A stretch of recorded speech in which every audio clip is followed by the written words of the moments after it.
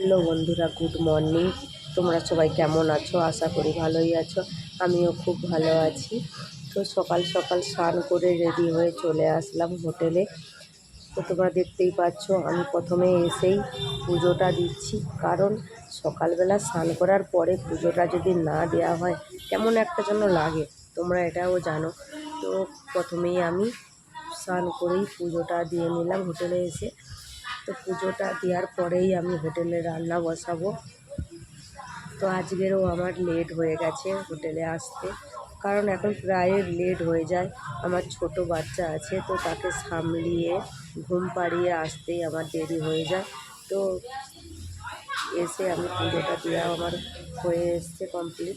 তো আমি এরপরে পুজো দেওয়ার পরে আমি যাব রান্না করতে। আমি হোটেলে চলে আসলাম রান্না করতে। তো আমাদের 3টে উনান জ্বালিয়ে দিয়েছি রান্নার জন্য, কারণ দেরি হয়ে যায়, ওই জন্য 3টে উনান জ্বালাই।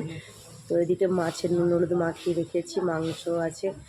তো এখন নবরাত্রি চলছে, একটু মাছ মাংসটা কমই বানাচ্ছি, তো আবার শেষ হলে আবার বানাবো। তো এদিকে আমি আলু বেগুনের সবজিও চড়াচ্ছি, ওদিকে ডালে আমার সিটি পড়ছে, এদিকে মশলা বানাবো। তো তোমরা এখন কি করছো অবশ্যই জানিও। আজকের ভিডিওটা এই পর্যন্ত, আবার দেখা হবে পরের ভিডিওতে। চলো বন্ধুরা, সুস্থ থেকো, ভালো থেকো। এখনকার মতো টাটা।